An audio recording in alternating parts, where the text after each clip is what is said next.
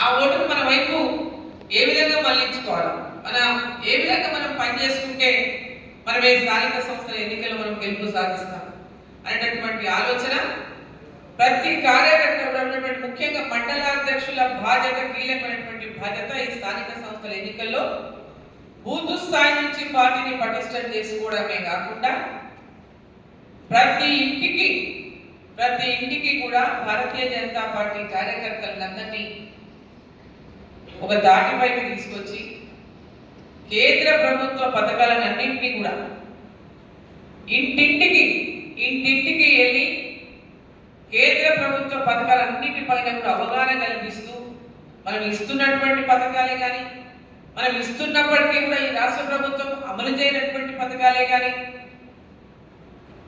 ఈరోజు లీఫ్లెట్లతో మీకు అందరికీ కూడా అనేకమైనటువంటి అంశాలతో మీకు అందరికీ కూడా ప్రతి ఒక్కరికి లీఫ్లెట్స్ అందజేసిన మొన్న ఈ మధ్యలో మీ ఇంటింటికి కూడా తిరిగిన. కానీ ఈరోజు రోజు కూడా మనం చెప్పాల్సినటువంటి రోజు మనం కాగితం వచ్చినాం అనేది కాదు.